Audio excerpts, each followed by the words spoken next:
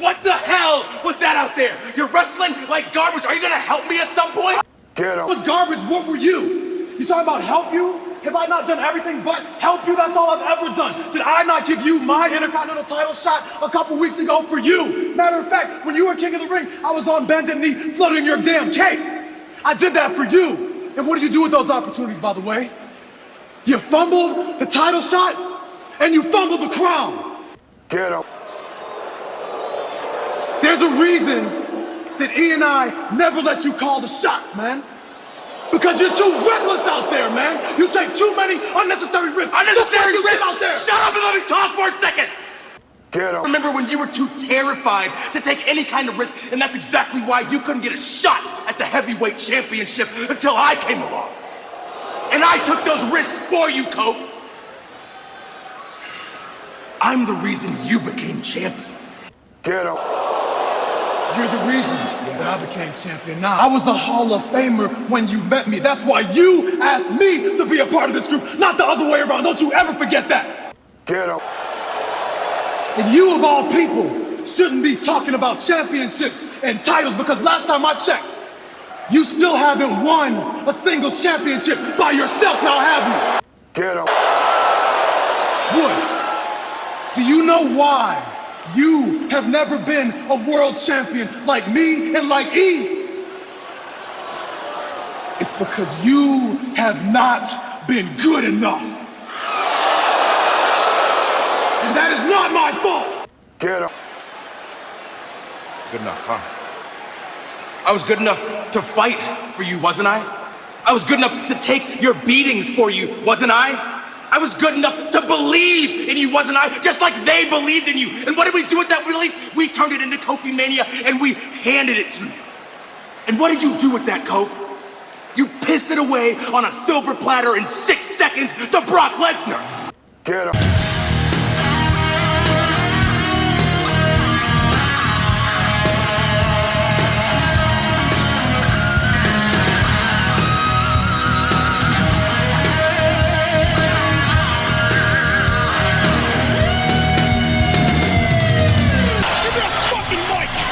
What is going on?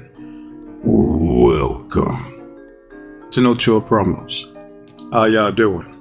Hope out on a blessed Wednesday. If you're watching this the day right before Thanksgiving, right? And you got Black Friday weekend, so there's a lot going on. But before I clock in for this week's shift at Monday Night Raw, just gotta do a quick shout out to all subscribers to the channel and to the followers on Rumble. Now at 308, so it was at 305, now I'm to 308. So thank you guys again. Like, so crazy that I'm over 300. So probably reach around maybe like hopefully being optimistic around like 350 for the years out. That'd be cool. If I reach 400 for the years out, that's insane. That's fucking nuts. But hey, we shall see. But nonetheless, thank you. So, without further ado, let's get into it. And so, how do we start off Raw this week? The same way they do every single fucking week. Where we see random wrestlers walking into the building. And who do we have for this week? Well, first we have the EST of the WWE. And the glow that shines brighter than a diamond. Got Bianca Belair and Naomi. Looking beautiful, as always. Next we see Nia Jax and Tiffany Stratton, the two besties on SmackDown. Then we see Ludwig Kaiser and LeBron Breakker looking like they're about to shoot a music video. And then we see the War Raiders, who plan on losing here tonight because ain't no way they're going over on Judgment Day. Not on free TV. It has to be on the PLE, right? And speaking of which, we see the Street Trash, aka Judgment Day. And you got Raquel Allback Rodriguez going into business for herself, taking liberties, and wearing a Stone Cold shirt. Where's her Judgment Day merch? I'm just saying. But we start off this week with the Ring General, Gunther. He's been interviewed by Jackie Redmond. sexy as always. She was like, this past few weeks, it seems like something's been off with you. So what's going on, Gunther? And before Gunther can muster up the courage to say whatever it is that's plaguing his mind, we see El Campeon, Damian Priest. He comes out. He's like, oh, whoa, don't let me stop you, champ. All right, I just want to see if you found the huevos to say what you need to say to me to my face this week. Then he says literally the same shit he said last week. He was like, you know what the wildest thing is that ever since you lost to Cody Perez at Saudi Arabia, like all that killer aura that you once had, it's gone. Right, I saw you come out here like you're lost for words, like you looking all shook. You got the microphone, say what you need to say, champ. And imagine this. Never thought I'd see a world champion, a world heavyweight champion needing permission to talk. just imagine that. Like, who in their right mind would agree to this? Like, I'm the fucking champion. Right, I'm supposed to go out there and act like a mute?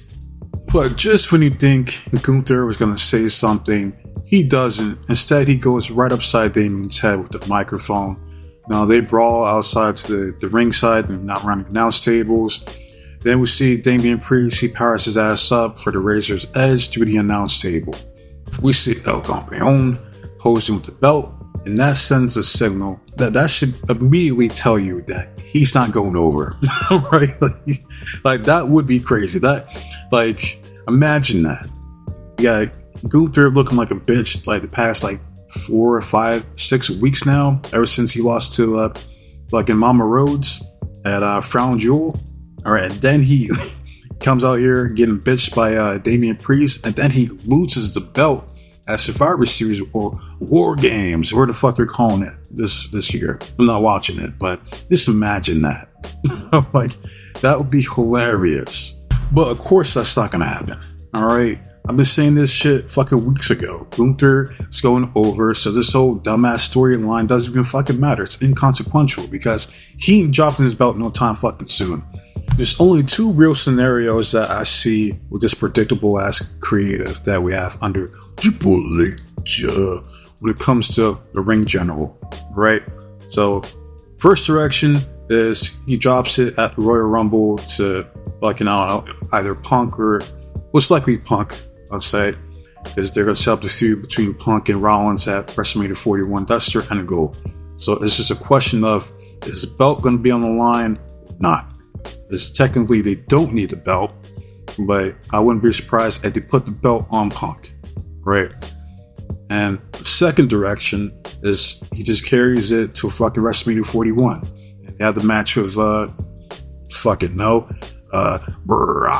Lesnar or some shit like that. I don't fucking know, man. I still gotta do that booking Brock's return video for the big homie Dax Toretto. I got you. I don't know if I can do it this week, maybe next week. Probably definitely next week. I'll probably do that. But among some other plans I got going on. But yeah, that's most likely the directions they're gonna go. So I digress. Let's move on. Next, we see a recap of what happens to Jade Cargill on SmackDown. And I'm like, so there's no point in me watching SmackDown when they literally recap all the important shit that happens on the show on Raw, right? So someone did Collateral. If you've ever seen that movie, it's my favorite Tom Cruise movie ever. All right, it's like early on in the film to where that was his first stop that he made, where he throws a dude out the fucking building. And he lands on Jamie Foxx's taxi cab. That's what happened here to Jade Cargill. All right, so I guess we're trying to figure out who's the culprit in this heinous action. So we see Bianca and Naomi backstage. We're trying to figure out who's going to replace Jade Cargill at War Games. Naomi says, well, why don't we go with Bayley? And then Bianca's like, nah, I ain't feeling that. Then we see Io Sky shows up and she says, well, what about Kairi Sane? And then Bianca was like, I don't want any more damage control. I'm good off of that. All right. And then they start arguing. And then here comes Griffith from Berserk trying to lead the Band of the Hawk back together. She's like, pipe down. Shut up. Everybody shut the hell up. And Bianca was like, well, since you have the nerve, the audacity to call this team Team Rhea, well, who do you suggest replaces Jade Cargill at War Games? Rhea says, it doesn't fucking matter who it is, as long as they say the fuck out of my way so I can destroy Liv Morgan at War Games. Bianca says, wow, what a brilliant display of leadership on behalf of our leader, Bloody Rhea Ripley. Round of applause, ladies. Round of applause. Alright, now, I'm done wasting time here. I had to carry this team to victory at War Games. I had to whoop Nia Jax's ass in the main event tonight. So excuse me. She leaves and that's all that happens here. Next, we get a tag team match between American Made versus Rey Mysterio and Dragon Lee. Alright, from Latino World Order, as they say, you know. Fast forward to the finish. Alright, we see Chad Gable gets involved. It's been a minute. I know I've seen this before, but it's been a while. But this was creative. Right, we see Chad, he gets involved. He flips around Ray's mask so where he can't see it. Now Julius rolls him up with the schoolboy for the 1, 2, 3. American made goes over. So no issues here. I mean, one loss for Ray, it's not gonna hurt him. And it doesn't really matter. He's Rey Mysterio, one of the greatest luchadors of all time. Right? Probably the greatest, honestly. Right? And American Made finally gets some momentum. But where that momentum's gonna go is a question, because you got Chad Gable, who couldn't even win the Intercontinental Championship. Sad but true. Right, and that's all that happened here. Was a decent match, short but decent. But that's all that happened, so we move on. And next we see the Street Trash backstage. You know, they're talking amongst each other. Then we see R-Truth shows up. Alright, he's like, y'all should listen to Finn. Finn says, what the hell do you think you're doing here? Truth was like, hey, listen, man, I'm just trying to hide out from you, Butch. Finn says, I don't give a damn. You're about to hide out from me if you don't get the fuck out of my clubhouse. And Truth was like, man, you're not even family no more, man. Like, you know what? Thanksgiving is canceled. Walks away. Carlito was in disbelief. He said, what did he say? He said, Thanksgiving's canceled. That's not cool. Finn says, listen, with all the jokes and games aside, Liv, you got to worry about your match against Rhea, Io, and Bianca. Dom, even though you and Carlito absolutely failed to take down the War Raiders last week, did soften them up for me and JD. That's what I call a true team player. And I know there's no true leaders here on Judgment Day, but if you listen to Big Match Finn, we will be one successful, happy family. That's all he really said, and I'm like Dominic in this segment. I don't care. I listen to shit you got to say, Finn. Right? So we move on. Next, we get a match between LeBron Breaker versus Ludwig Kaiser. Seen this match before, it's predictable. Why? Because you have Ludwig getting involved in last week's match between LeBron Breaker and Sheamus. So guess what? That's exactly what the fuck's gonna happen right here. So we fast forward, right? Ludwig was gonna go for that drop kick he does, still steps. See Sheamus, he comes in, attacks Ludwig. Then we see all three of them fighting. And then we see Three Stooges, Top Flight Security, all these bums coming out here to break them up. They fight towards the ramp area. See Adam Pearce, he comes out. He says, enough. Sheamus wants to fight. Ludwig wants to fight. Braun wants to fight. Well, guess what, damn it? Triple threat match for the Intercontinental Championship at Survivor Series. Adam Pearce then walks away. Sheamus says, fuck all that, and continues to attack Kaiser. So we got the triple threat match at Survivor Series. Sheamus needs to win the most because he deserves it. Braun needs to move on to the World Heavyweight title. And if Kaiser wins, then that's fine too. I like Kaiser, as I mentioned before on this channel. So really, I like to see Sheamus win. Just for the one time. You know what I mean? And so that way Braun could focus on the World Heavyweight title as they teased months back. You know what I mean? Like, what the fuck was pointing at just for him to go right back immediately to the IC title? Doesn't make any sense to me. But yeah, I digress. Let's move on. Next, we see Sami Uso, Jimmy, who was born a king, No Yeet Uso, and main event, Jey Uso Yeet backstage. Sammy says that he's not sure he could trust CM Punk with all the animosity and hostility he has towards Roman Reigns.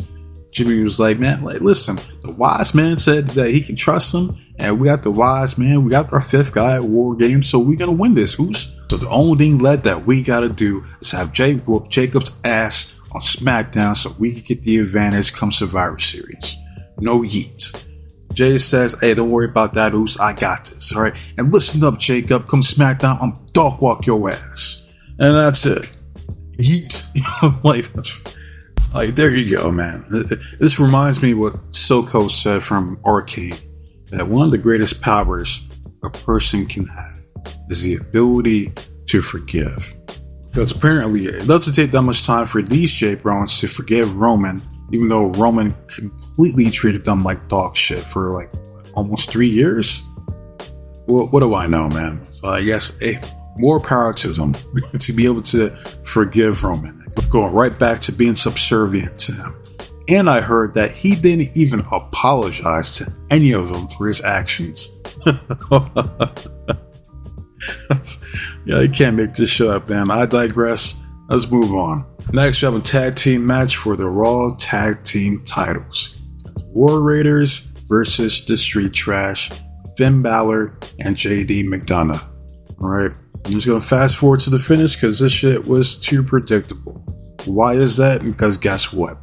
The rest of the Judgment Day gets involved, aka Dominic Mysterio and Carlito.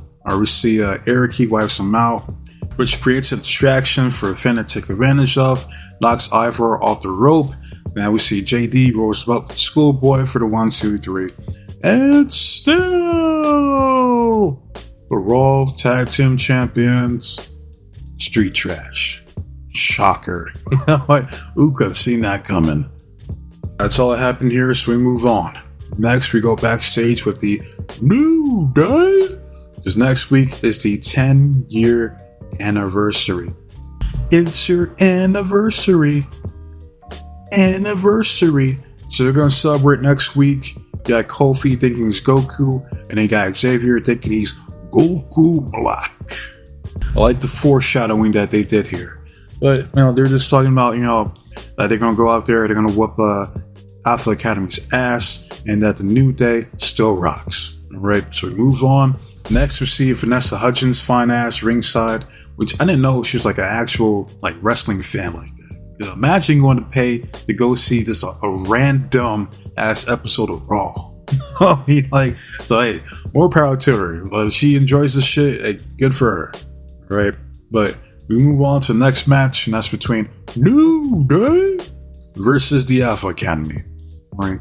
We see Kofi and Xavier. They spent 5 minutes arguing. Alright, just for Xavier to attack himself back in. Kofi was like, what the fuck, man? Otis hits the juice effect to Xavier, hits the caterpillar to Kofi. We then see Tozawa climb up the top rope, hits a massive senton to Xavier for the 1, 2, 3. So essentially, the New Day got their asses squashed by Alpha Academy. Next, we move on to the Final Testament and The Miz. The Miz says that he's seen the White Six here in the building.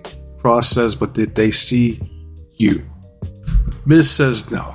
Cross says, okay, well, let's go take care of it. So they leave. They tell Scarlett to stay here. I want you to be safe. Alright, we see Scarlett's fine ass looking in the mirror, and behind her, she sees Nikki Cross. So we fast forward. Cross tells Miz, hey, don't just barge in there. You knock first, man. What's wrong with you?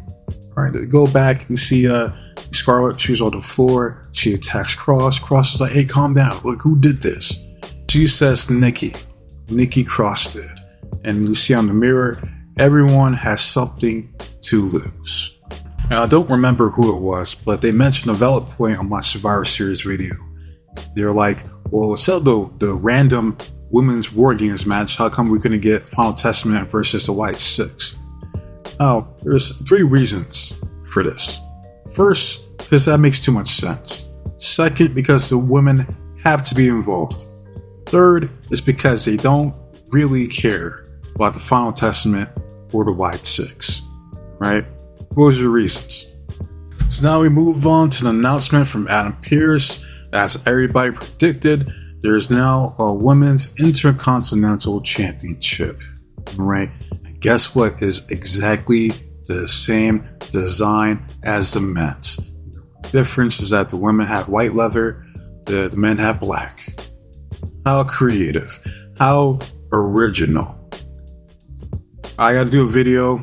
I'll probably do a video maybe next week of who I would like to see be the first Women's Intercontinental Champion. Don't forget, now the only woman to actually be the Intercontinental Champion is China, as Trumpito likes to say. Right? Never forget that. But I digress. So now we move on to the main event. That is to determine who has the advantage for the women's War Games match between Nia Jax versus the EST of the WWE, Bianca Belair. Oh, and I missed some segment with the women for Team Liv. They're talking about now Nia going out there and winning tonight. Like, who cares? Who gives a fuck? So fast forward, see Bianca shows a crossbody to the outside to Nia. Fast forward, Nia hits the delay drop to Bianca for a 2 count. Fast forward, she hits a diving leg drop from the second rope for another 2 count. And this was probably the spot of the match right here, which was Bianca having Nia Jax up in the military press position, then slammed her ass down. Very impressive. She then does a handspring moonsault, alright, for like 2 count. Fast forward, Nia does like a Beal from the corner. She did a Samoan drop. Does a Samoan drop onto the announce table. Alright, she's trying to get the count out win.